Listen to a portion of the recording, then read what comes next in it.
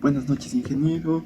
El día de hoy les voy a hablar sobre dos ejercicios del tema de sólido rígido, específicamente de una caja que puede volcar y el movimiento de rodar en un plano inclinado 1. Una caja que puede volcar, ¿de qué trata? Trata de que un bloque de masa m de dimensiones a y h, altura y anchura, desliza sin rozamiento con una velocidad constante v a lo largo de una pista, en el cual en un momento dado choca contra un obstáculo puntual o una masa puntual o situada en la pista, y describe un movimiento de rotación. Para esto tendremos que analizar el momento angular antes del choque y después del choque.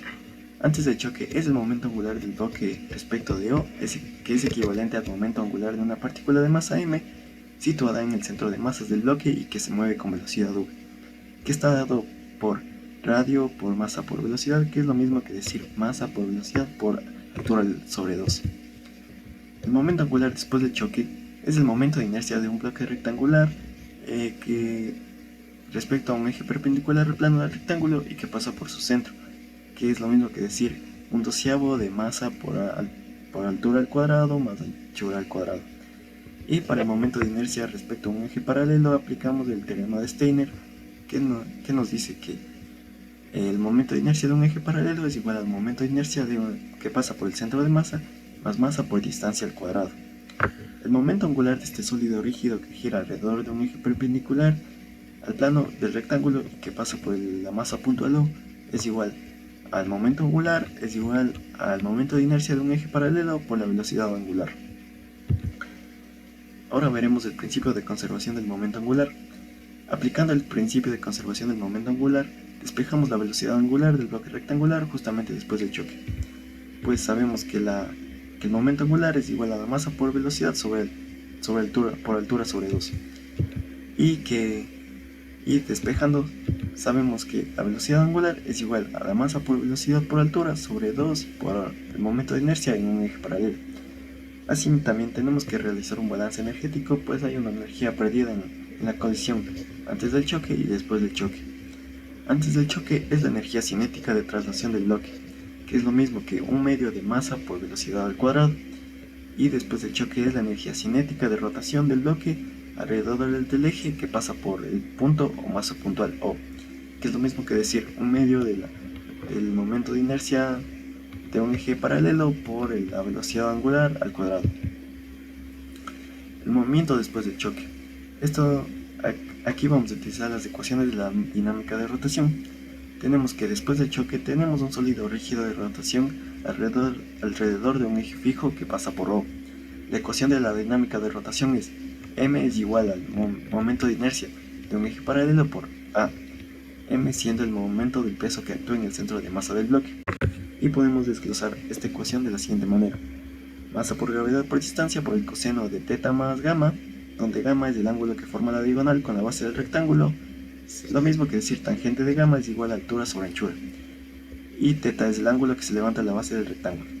La ecuación de la dinámica de rotación se escribe de la siguiente manera: menos masa por gravedad por distancia por el coseno de teta más gamma es igual al momento de inercia de un eje paralelo por aceleración. Tendremos que estudiar también el principio de conservación de la energía.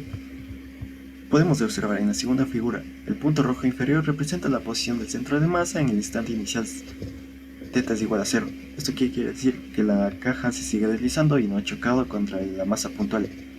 Y el punto rojo superior representa la posición del centro de masa cuando la base de la caja ha girado en un ángulo θ. Esto quiere decir que la caja ha chocado contra la masa puntual y se ha inclinado. La diferencia de alturas entre la posición inicial y final del centro de masa es h, como podemos ver en la figura. Calculamos el ángulo máximo que se levanta a la base inferior por encima del suelo. La energía cinética después del choque se convierte en energía potencial, la cual ya veremos más adelante. Y tenemos las ecuaciones que nos dicen que un medio por el momento de inercia de un eje paralelo por la velocidad angular al cuadrado es igual a la masa por gravedad por altura, y la altura es igual a la distancia por el seno de gamma más θ menos la distancia por el seno de gamma. En este ejercicio pasa una excepción que puede ocurrir, que la velocidad del bloque sea tan grande que el ángulo θ sobrepase el valor máximo que hace que el centro de masas pase por encima del punto O. Entonces el bloque cae hacia el otro lado. Y como vemos, este ángulo máximo es igual a teta más gamma a 90 grados. Como vemos en esta imagen, si sumamos el ángulo teta más gamma, nos da un total de 90 grados. ¿Esto qué quiere decir? Que si el bloque de masa m tiene una velocidad tan alta, describirá una rotación completa en el plano horizontal. Para que esto ocurra, la energía cinética de la caja después del choque tiene que ser mayor que la energía potencial del bloque correspondiente a una altura de su centro de masa igual a d. Y tenemos tal que un medio del momento de inercia de un eje paralelo por la velocidad angular al cuadrado mayor o igual a la masa por gravedad por la distancia menos la distancia del seno de gamma. Y cuando la velocidad angular no alcanza el valor límite de la velocidad angular límite, tenemos que es la raíz de 2 masa por gravedad por distancia sobre el momento de inercia en un eje paralelo multiplicado por 1 menos el seno de gamma. Aquí tenemos un pequeño ejemplo donde nos da la masa del bloque, que es 0.2 kilogramos, su velocidad de 2.2 metros sobre segundos, su altura y su anchura, que es la misma, 50 centímetros, que esto nos dice que es un cuadrado perfecto, pues tiene la misma anchura y altura. Y podemos transformar estos centímetros a kilogramos, quedando a 0,50 kilogramos cada uno.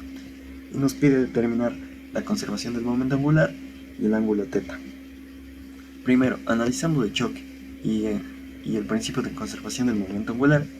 Primero hallamos la distancia del centro de masa al vértice del rectángulo. Sabiendo que es un cuadrado perfecto, podemos trazar diagonales y realizar un triángulo rectángulo, y a través de un teorema de Pitágoras, sabiendo que la anchura sobre 2 y la altura sobre 2 es 0.25 y la distancia nos da un resultado de 0.35 metros. Y el momento de inercia, que sabemos que es igual a 1/3 de la masa por altura al cuadrado más anchura al cuadrado, realizándolo nos da un resultado de 0.033 kilogramos por metro al cuadrado. Y el momento angular inicial, que sabemos que es masa por velocidad por el radio, y el radio sabemos que es 0.25. Multiplicamos su masa de 0.2, su velocidad de 2.2 y su radio de 0.25, dándonos un resultado de 0.11 kilogramos metros cuadrados sobre segundos. Y el momento angular sabemos que es momento angular es igual a que ya lo conocemos, es igual al momento de inercia en un eje paralelo, que ya lo conocemos, por la velocidad angular. Y simplemente despejamos y tenemos que la conservación del momento angular es 3.3 radios sobre segundo. Ahora, analizamos el movimiento después del choque con el principio de conservación de la energía. Sabemos que la energía cinética después del choque se transforma en energía potencial cuando se alcanza el ángulo máximo girado por la base del bloque. Esto nos quiere decir que utilizamos la ecuación de un medio por el momento de inercia de un eje paralelo por la velocidad angular al cuadrado es igual a la masa por gravedad por altura. Simplemente reemplazamos y obtenemos la altura. A partir de la altura h a la que se eleva el centro de masa, obtenemos el ángulo que ha girado el bloque alrededor del eje que pasa por el vértice, tal que altura es igual a la distancia por el seno de gamma más teta menos la distancia por el seno de gamma. Con gamma es igual a 45, pues al tener la misma anchura y altura es un cuadrado perfecto. Y despejando el ángulo, tenemos que el ángulo teta es igual a 30.7 grados. El ejemplo 2 nos pide determinar la velocidad angular después del choque y la velocidad del bloque. Primero analizamos el movimiento después del choque y utilizamos la ecuación un medio por el momento de inercia de un eje paralelo por la velocidad angular al cuadrado es igual a la masa por gravedad por la distancia menos la distancia por el seno de gamma. Y ya sabemos que gamma es igual a 45 grados. Obtenemos que reemplazando y despejando, obtenemos que la velocidad angular es 3.49 radianes sobre segundos. Y por consiguiente analizamos el choque y el principio de conservación del momento angular, que es igual a la masa por la velocidad por la altura sobre 2 es igual al momento de inercia de un eje paralelo por la velocidad angular. La masa la conocemos, su altura la conocemos, el momento de inercia lo conocemos y al igual que la velocidad angular. Despejamos y realizamos los cálculos correspondientes y obtenemos que la velocidad del bloque es 2.326 metros sobre segundos. Y a continuación veremos una pequeña simulación.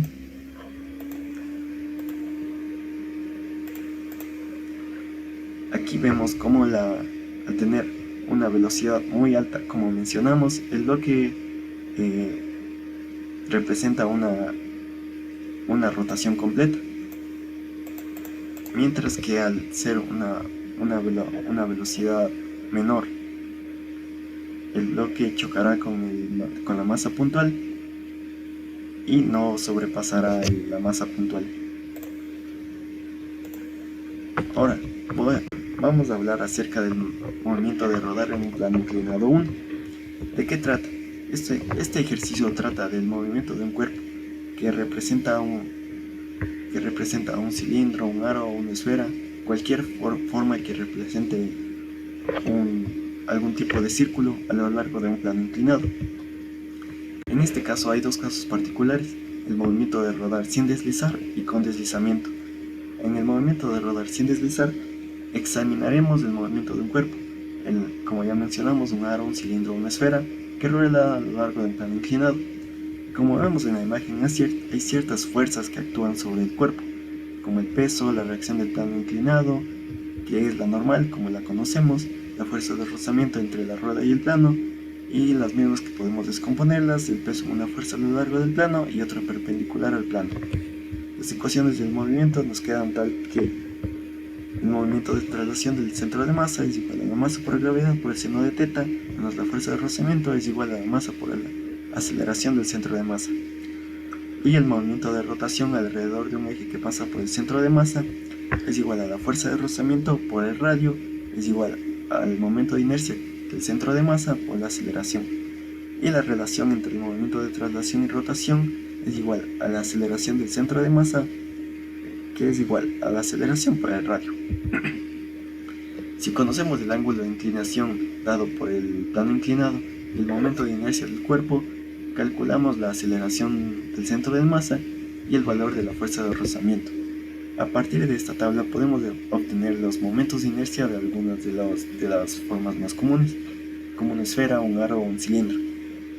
Y expresamos el momento de inercia como: el momento de inercia es igual a K por la masa por el radio al cuadrado, donde K es un factor geométrico que ya nos lo indica en la tabla: 2/5 para la esfera, 1/2 para el cilindro y 1 para el aro, a partir de los cuales podemos obtener las siguientes ecuaciones. La aceleración del centro de masa es igual a la gravedad por el seno del ángulo sobre 1 más K, y la fuerza de rozamiento es igual a K por la masa por la gravedad por el seno del ángulo sobre 1 más K. Si deseamos calcular la velocidad del cuerpo después de haber recorrido una longitud a lo largo del plano inclinado, asumiendo que parte del reposo, empleamos las ecuaciones del movimiento rectilíneo uniformemente acelerado estudiados en dinámica, tal que la distancia es igual a 1/2 de la aceleración por el tiempo al cuadrado y la velocidad es igual a la aceleración por el tiempo. Ecuaciones básicas que vimos en dinámica. La velocidad final del centro de masa del cuerpo al llegar al final del plano inclinado es velocidad al cuadrado es igual a 2 aceleraciones por distancia, que es despejando y realizando, nos queda tal que 2 gravedad por altura sobre 1 más K, sabiendo que K es el factor geométrico. Al igual que en el ejercicio anterior, tendremos que hacer un balance de energía. La energía cinética en el momento de rotar será la suma de la energía cinética de traslación del centro de masa y la energía cinética de rotación alrededor del centro de masa, tal que nos queda que 1/2 de la masa por velocidad al cuadrado es más 1/2 del movimiento de inercia del centro de masa por velocidad angular al cuadrado es la energía cinética. Y el trabajo de las fuerzas que actúan sobre el cuerpo. El trabajo total de las fuerzas que actúan sobre el cuerpo que rueda es la suma del trabajo en el movimiento de traslación más el trabajo en el movimiento de rotación, tal que el trabajo es igual al trabajo del movimiento de traslación más el trabajo del movimiento de rotación. El trabajo en el movimiento de traslación es igual a masa por gravedad por el seno del ángulo menos la fuerza de rozamiento por la distancia. Y realizando la ecuación podemos asumir que es masa por gravedad por altura menos la fuerza de rozamiento por la distancia. Y el trabajo en el movimiento de rotación es igual a m por gamma, que podemos reemplazarlo y nos queda tal que fuerza de rozamiento por el radio por gamma es igual a fuerza de rozamiento por la distancia. Y el trabajo total es masa por gravedad por altura. Ahora veremos el movimiento de rodar con deslizamiento. Cuando un cuerpo rueda sin deslizar, la fuerza de rozamiento es desconocida y tenemos que calcularla resolviendo las ecuaciones del movimiento, tal como hemos visto en el anterior apartado. La ecuación de la fuerza de rozamiento sigue siendo la misma, que es igual a K por la masa por gravedad por el seno del ángulo sobre 1 más K. Para que haya movimiento de rodar sin deslizar, se tiene que cumplir que la fuerza de rozamiento tiene que ser menor o igual al coeficiente de rozamiento estático por la normal, y donde sabemos que la normal es igual a la masa por gravedad por el coseno del ángulo. El cuerpo rueda sin deslizar por el plano inclinado alfa si se cumple que el coeficiente de rozamiento estático tiene que ser mayor o igual al factor geométrico multiplicado por la tangente del ángulo sobre 1 más K. Y en este apartado también podemos hallar el ángulo crítico, que se calcula mediante la tangente del ángulo crítico es igual al coeficiente de rozamiento estático multiplicado por 1 más K sobre K, sabiendo que K es el factor geométrico dependiendo de la figura. Aquí tenemos un pequeño ejemplo en el cual nos da el cuerpo, que es un cilindro, sabemos que su constante geométrica es 1 medio, lo mismo que 0.5, su coeficiente de rozamiento, que es 0.15, y la distancia que ha recorrido, que es de 1 metro, y nos pide hallar el ángulo crítico. Primero calculamos el ángulo crítico mediante la fórmula, en el cual solo tenemos que hacer una tangente a la menos 1 de todos los datos que ya conocemos, que nos queda tangente a la menos 1 de 9 sobre 20, dándonos un resultado de 24.2 grados. Ahora tenemos otro ejemplo, en el cual nos da que el cuerpo es una esfera y su constante geométrica es 0.4, nos da el ángulo de inclinación del plano inclinado y el tiempo en el que rueda. Nos pide hallar la aceleración del centro de masa y la distancia recorrida en el plano. Simplemente aplicamos la fórmula de la aceleración, que es igual a la gravedad por el seno del ángulo sobre 1 más K. Y una de las ecuaciones más básicas de dinámica, que es igual a la distancia, es igual a 1 medio de aceleración por tiempo al cuadrado. Reemplazamos cada una de ellas los valores y nos da que la aceleración del centro de masa es igual a 3.5 metros sobre segundos al cuadrado y la variación de distancia es igual a 15.75 metros. Bien, podemos concluir que el análisis de cada uno de los ejercicios nos hace entender ciertos conceptos. Por ejemplo, el de la caja que se desliza nos permite comprender cómo actúan conjuntamente los momentos angulares y la velocidad angular para entender la transferencia de movimiento rotacional durante una colisión, así como podemos calcular ciertos aspectos importantes y excepciones como condiciones para que el bloque complete una rotación, como ya lo mencionamos. El análisis del ejercicio de movimiento de rodar en un plano inclinado 1 nos proporciona y nos ilustra de manera práctica la aplicación de los principios de dinámica rotacional y la conservación de energía, como desglosar por qué la energía potencial gravitatoria se transforma en energía de traslación y rotación, la cual veremos en la siguiente simulación.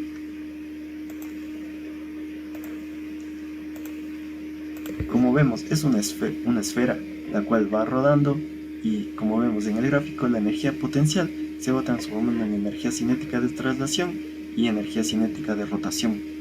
¿Esto por qué pasa? Pues el cuerpo va rodando, se desplaza hacia abajo en el plano inclinado, y mientras se desplaza va describiendo un movimiento de rotación. Muchas gracias.